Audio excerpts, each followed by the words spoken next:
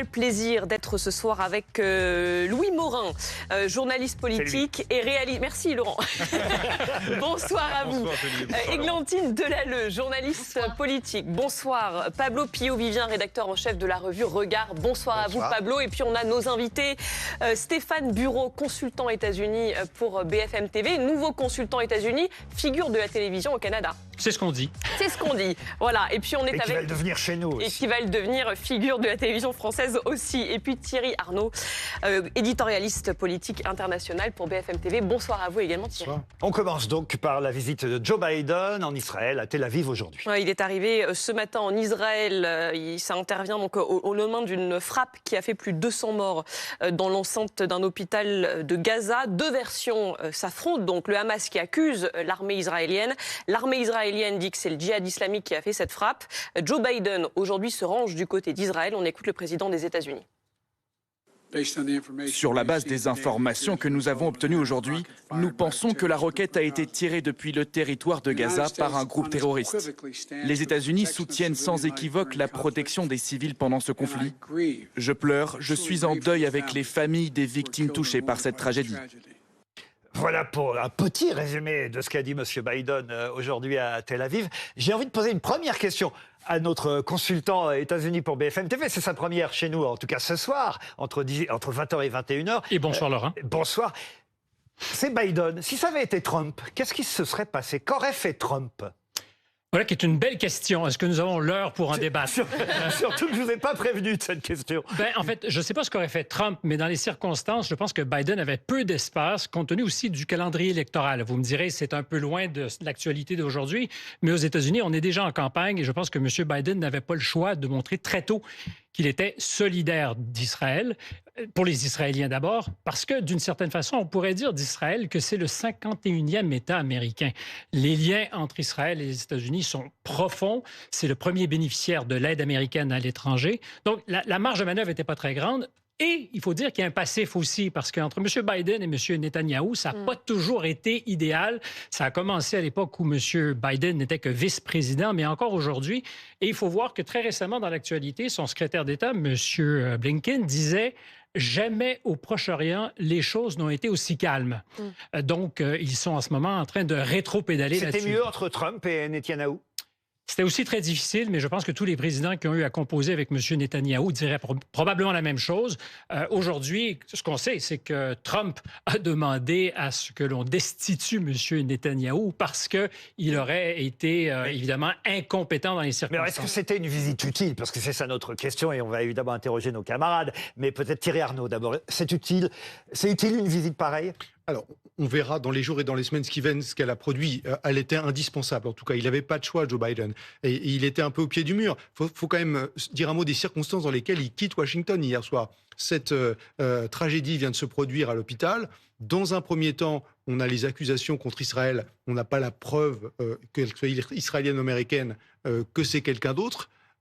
La partie de son voyage qui devait se dérouler à Amman en Jordanie pour parler avec les pays arabes est annulée par le roi de Jordanie. Un mini-sommet qui devait avoir lieu avec Mahmoud Abbas et la Jordanie annulé alors que la Jordanie est un proche allié des États-Unis. Exactement. Et il devait rencontrer également le président égyptien. Et tout ça est annulé. Il n'a pas le choix. Il doit y aller quand même. Parce que ne pas y aller pour un président américain, ça serait envoyer le signal qu'il se désolidarise d'Israël. Et c'est évidemment impossible. Donc, utile ou pas, oui, utile parce qu'il a quand même fait passer un certain nombre de messages, outre évidemment réaffirmation de l'aide à Israël, aussi une pression quand même américaine très claire. Et confirmer la version d'Israël aussi. Confirmer la version d'Israël. Un mot à sujet pour dire qu'il confirme la version d'Israël à l'issue de renseignements qui lui viennent des services américains. C'est-à-dire qu'il ne se contente pas de la parole israélienne. Et ça, c'est évidemment très important. Mais on dit à Washington cet après-midi au département de la Défense, au Pentagone, qu'on est assez convaincu à la lumière des informations préliminaires. On parlait des réactions dans la rue, dans le monde arabe. Alors, il faut se rappeler quand même qu'un précédent secrétaire d'État, Colin Powell, a menti éhontément à la face du monde sur les preuves qu'il disait avoir à l'époque de ce que l'Irak détenait des armes de destruction massive. Je pense qu'il y a encore ce souvenir lointain pour beaucoup de ceux qui manifestent. Après, sur l'opinion publique, ça ne va rien changer finalement, cette prise de position de, Comment ça? Expliquez-nous. de Joe Biden. Le fait que le Hamas ait annoncé hier que c'était une frappe israélienne qui avait frappé l'hôpital de Gaza, tout le monde a repris l'information, même au début, un peu les médias français, tout le monde après a pris des pincettes. Mais aujourd'hui, entre guillemets, les choses ont été dites par le Hamas que c'était une frappe. Chacun reste sur sa version. C'est ça, ce que vous voilà. voulez dire. Et Israël, même si on avait des images, Louis des Morin dit preuves... non, pourquoi non? Non, moi je pense que les démentis sont importants, enfin en termes Mais l'opinion de publique, fake c'est news. déjà fait. Mais déjà non, fait. enfin justement, l'opinion publique peut évoluer et heureusement, quand il y a une fake news qui est disséminée comme ça à travers les médias et qu'on a un démenti quelques heures ou le lendemain en tout cas qui est confirmé par une grande puissance, en l'occurrence les États-Unis. En tout cas, dans les ça pays arabes, accrédite quand même. les gens vont pas revenir finalement. Enfin, peut-être, vont moins écouter ce qui a été cela dit par cela dit, vous avez raison, ça reste un problème. Effectivement, l'ampleur des fake news en temps de guerre et quand en plus c'est accrédité aussi en France par des responsables politiques qui n'ont pas fait de démenti par la suite.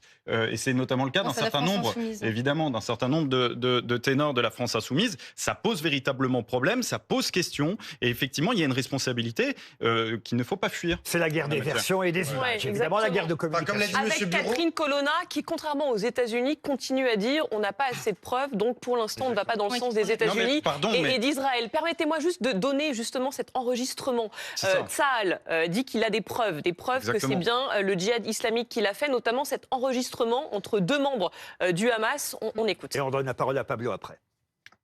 بقول لك اول مره بنشوف الصاروخ زي هيك والشظايا هذه فبقول لك تبع الجهاد الصواريخ الجهاد الاسلامي يعني ايه فهم بيقولوا تعاون الجهاد الاسلامي من عندنا هذا شكله من عندنا مين اللي بيقول هيك بيحكوا انه الشظايا تبعت الصاروخ انه الشظايا محليه مش زي شظايا ايش بتقول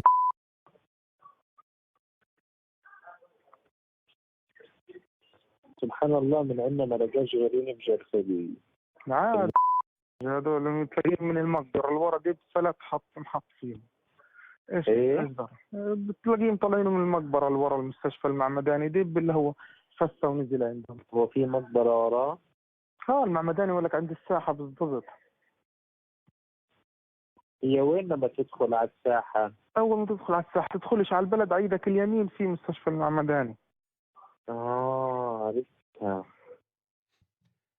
Un commentaire sur ce document qu'on vient d'entendre, peut-être Stéphane Bureau? Mais à chaud, il est toujours très difficile d'être certain, absolument certain, que c'est pas un document qui nous est servi pour nous manipuler. C'est le principe La seule de la chose guerre. que je peux dire, c'est que autant pour moi ne s'écrit pas comme c'était écrit. Voilà, à chaque fois, tout le monde fait la faute. C'est AU et plus loin TEMPS, autant pour moi. Autant le dire et autant pour nous, donc.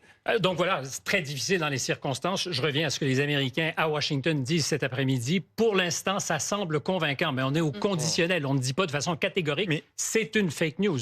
Pablo, qui n'a pas parlé. Puis après, on vous redonne la parole. Non, mais il y a quand même un certain nombre d'éléments. Laissez-Louis, parce que Il y a quand même un certain nombre d'éléments. Il y a évidemment l'enregistrement qu'on vient d'entendre, mais il y a fourni par les forces de défense israéliennes. Tout à fait, vous avez raison, mais en l'occurrence, on imagine si vous commencez à avoir des faux qui sont fournis par des forces de défense, en l'occurrence israéliennes, et qu'ensuite c'est prouvé, vous vous discréditez totalement. Donc on imagine mal quand même qu'il y ait un faux qui ait pu ça s'est déjà vu.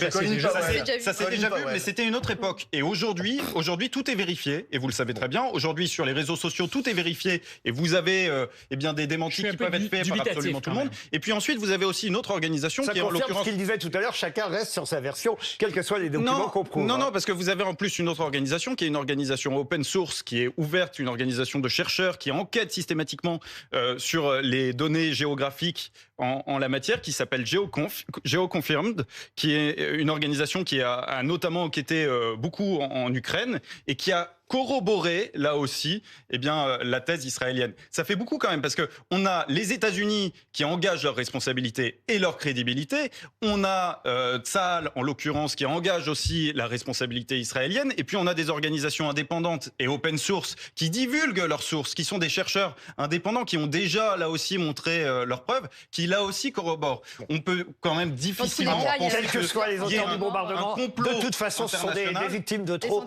C'est déjà ce qu'on peut dire. Pablo Piovivia. Moi, je pense qu'il ne faut pas rester non plus trop longtemps sur ça. Louis Morin a l'air catégorique, c'est une fake news. Il sait très bien que c'est le Hamas ou en tout cas que c'est non mais pardon, mais c'est extrêmement important quand même. Oui, mais moi j'attends en fait des enquêtes indépendantes faites par des tiers. Alors vous nous avez sorti votre étude là. Ce qui est intéressant dans ce cas-ci, c'est que vous êtes plus convaincu que ne le sont les autorités américaines. Exactement. C'est ce que je vous dis tout simplement. Pas d'enquête je veux croire que c'est une possibilité très sérieuse et qu'effectivement, le Gérald... Moi, je voudrais parler de Biden. étrangers. Juste Églantine et après vous. Non, ce qui est Églantine. compliqué aussi, c'est qu'à Gaza, il n'y a plus de journalistes étrangers sur place. Donc l'œil indépendant n'existe quasiment pas. Donc c'est dur. Pablo, enfin. Donc, Biden en Israël. Moi, j'ai écouté l'intégralité de son discours et j'avoue que je trouve ça dommage, en fait, que un président qui est aussi important que le président des États-Unis d'Amérique n'ait pas tenu un discours de paix, en fait, qui n'ait pas appelé à un cessez-le-feu, qui se soit rangé de façon unilatérale, en fait, derrière. Alors, il dit quand même, Israël. Pablo, le Hamas ne représente pas tout le peuple palestinien et le Hamas ne leur apporte que de la souffrance. Et Voilà. il dit- et Attention il aux dit- civils, c'est ce qu'il dit. Exactement. Et il dit une autre chose qui m'a paru fort intéressante, c'est qu'il a reparlé de la solution à 2 États. Il a dit que cette guerre renforçait pour lui sa conviction qu'il fallait 2 États, c'est-à-dire un État palestinien, ce qui est aujourd'hui dénié au peuple palestinien. Et la dernier possibilité point de faire- important aussi qu'il a dit, la libération des otages, qui est avant tout Mais prioritaire. il ne peut pas venir dire aux Israéliens déposez les armes, vous n'avez pas le droit, ou vous ne devez pas attaquer le Hamas. C'est impossible. Non, mais il aurait fait des inaudible. escalades, en fait. C'est totalement inaudible. Stéphane Bureau. D'autant que le président Biden a surtout annoncé hier avant de partir, et c'est confirmé aujourd'hui, un plan d'aide supplémentaire à Israël, mais aussi à l'Ukraine et potentiellement Sans à précédent, Taïwan. a-t-il dit. On parle de 100 milliards de dollars. Je pense que dans le même discours, il disait « J'aurai aussi 100 millions de dollars pour aider la Cisjordanie et Gaza de l'aide humanitaire, avec une condition. S'il fallait que le Hamas mette la main sur cette aide ou cet argent qui est pour l'aide humanitaire, il se disqualifierait et immédiatement, on pourrait arrêter d'aider les Palestiniens. Et on apprend ce soir qu'Israël autorise l'entrée d'aide humanitaire dans Gaza depuis l'Égypte. C'est l'autre point C'est important. peut-être sous pression de la diplomatie américaine. non Et justement, je crois qu'on a notre Oui, correspondant à Tel exactement. Aviv qui va intervenir. C'est Et bien oui, ça, parce Julie que ça a entraîné tout ça, une vague de colère dans le monde arabe. La Jordanie et l'Égypte, qui sont donc les traditionnels alliés des États-Unis, sont vent debout contre Washington. Le Hezbollah libanais a appelé à observer une journée de colère. Et à Ramallah, où vous vous êtes rendu, Igor Saïri, en Cisjordanie occupée, donc, il y a des affrontements qui ont éclaté aujourd'hui. Alors il y a des affrontements effectivement, mais pas pendant la manifestation qui s'est déroulée plutôt dans le calme, dans l'après-midi, en plein centre-ville de Ramallah, à l'appel, vous l'avez dit, du Hezbollah libanais, une journée contre l'ennemi, contre Israël bien évidemment, à la suite de cette frappe violente contre un hôpital de Gaza City. Il y avait plusieurs milliers de personnes, c'est important de le dire, plusieurs milliers de personnes de profils très différents. Il y avait des jeunes, beaucoup de jeunes, il y avait des moins jeunes, il y avait beaucoup de femmes aussi. Et puis, il y avait un mot d'ordre, parce qu'il y avait de la colère, une colère calme certes, mais une colère quand même, parce que là-bas, on est persuadé évidemment que cette frappe provenait d'Israël et des soldats de Tsahal. Le mot d'ordre de cette manifestation, c'était Gaza et notre dignité. Et de mon point de vue, ça allait un petit peu plus loin que ce qui s'est passé hier dans la bande de Gaza. Il y avait plusieurs types de manifestants. En tête de cortège, il y avait les plus radicaux avec le drapeau du Hamas sur eux et qui ne voulaient pas entendre parler d'Israël, qui est l'ennemi, qui est l'occupant. Et puis il y avait également cette jeune femme qui est née à Gaza, qui vit désormais en Cisjordanie et qui, elle, a vivement critiqué Mahmoud Abbas, qui est le leader, le chef de l'autorité palestinienne, parce qu'elle le trouvait beaucoup trop faible face à l'Occident et en particulier face à Israël. Et il y avait également des jeunes filles, adolescentes, 15 ans, qui étaient là en me disant « Qui d'autre que nous peuvent défendre les Gazaouis ? Personne d'autre. » Et vous savez, le 7 octobre, évidemment que c'est un drame, évidemment que ça a tué beaucoup de civils, mais nous, c'est ce que nous vivons depuis 75 ans, depuis la naissance de l'État d'Israël en 1948. Il y avait également un homme, un père de 3 enfants, 3 jeunes enfants de moins de 5 ans, et qui m'a dit « Eh bien moi, j'espère pouvoir donner un jour un futur à mes enfants avec les mêmes droits que les Israéliens, et puis dans l'idéal, évidemment, eh bien, être en paix, et être en paix avec Israël. » Merci Igor. Je voudrais demander évidemment à nos 2 spécialistes de politique étrangère et des États-Unis, est-ce que ça va peser dans la campagne présidentielle entre Trump et Biden, cette situation au Proche-Orient ? Ça peut. Je pense que c'est important pour Biden de montrer qu'il était un bon chef de guerre. D'ailleurs, il l'a souligné. Il a dit « Je suis le seul à être venu en Israël en période de guerre. » C'est un peu ce qu'on constate aujourd'hui. Et il faut voir qu'Israël, ça pèse pour ceux qui font campagne aux États-Unis. La Floride est un État fondamental. Vous me direz, on est très, très loin d'Israël. Il se trouve que le vote juif en Floride est très important. C'est Trump qui l'a emporté en 2020.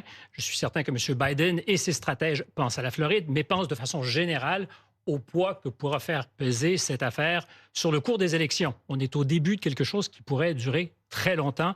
Il est important qu'il marque le territoire. D'accord avec ça, Thierry Arnaud? Ça pèsera de manière asymétrique. Si l'intervention et la pression américaine est un succès, ça ne profitera pas nécessairement beaucoup à Joe Biden. En revanche, s'il échoue et si ça devient un désastre, ça pourrait devenir très problématique pour sa campagne présidentielle. Vous vouliez ajouter quelque chose sur ce voyage de Biden en Moi, Israël? je voulais plutôt parler d'Emmanuel Macron, parce qu'on voit que les États-Unis essayent d'avoir la main sur la situation, mais en attendant, où est Emmanuel Macron? Où est l'Europe? On voit que pendant la guerre en Ukraine, il s'est positionné en chef de guerre. Aujourd'hui, c'est pas le cas. Il prend une position diplomatique d'immobilisme.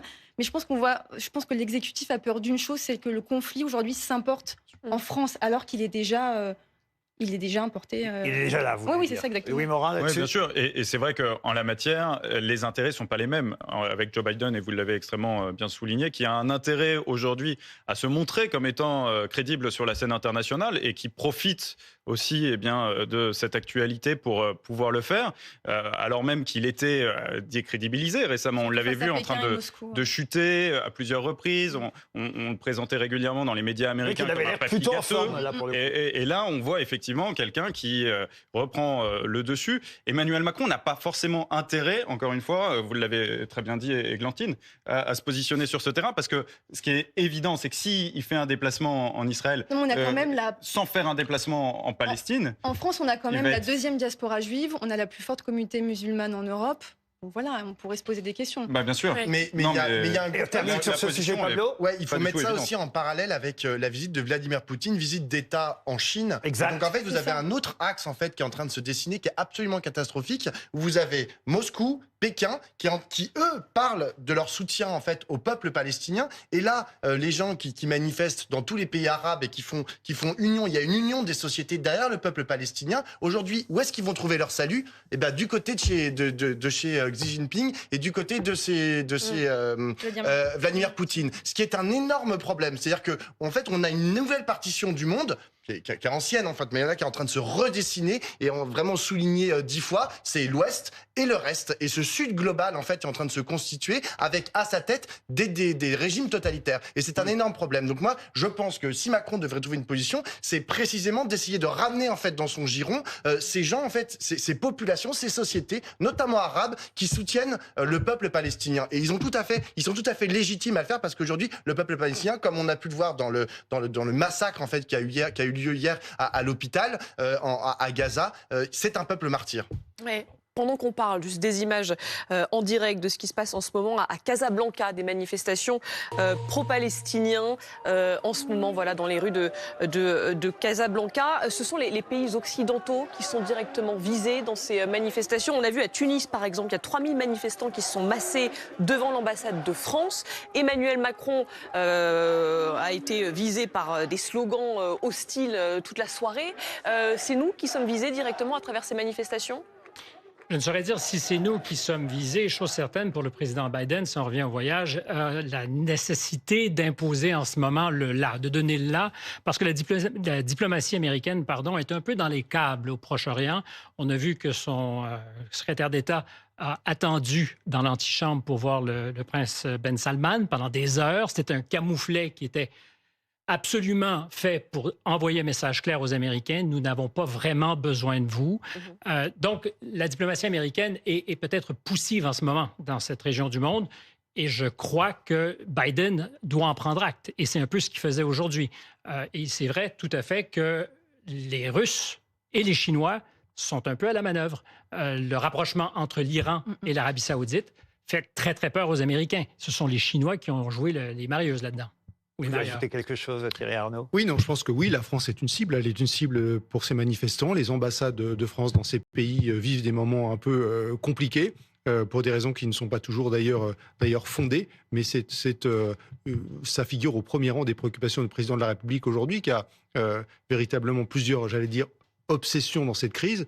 La première, c'est évidemment les otages. Et là, la diplomatie française est à la manœuvre 24 heures sur 24 depuis le 7 octobre pour essayer de trouver une solution pour ces otages. Et les États-Unis aussi, d'ailleurs, il l'a redit, Joe Biden. Absolument. La deuxième, ça a été dit, c'est l'importation de la crise et ses conséquences sur le territoire français. On voit ce qui se passe aujourd'hui, on voit ces évacuations dans les aéroports, dans les musées, au château de Versailles. Et ça, c'est évidemment, ça montre qu'il y a quand même une vraie inquiétude. Et puis la troisième, c'est celle-là, c'est la présence et l'image de la France dans ces pays. Une des autres conséquences qu'on n'attendait pas, c'est un match Darmanin contre Benzema. On en parlera dans une dizaine de minutes. Ce sera notre deuxième débat ce soir.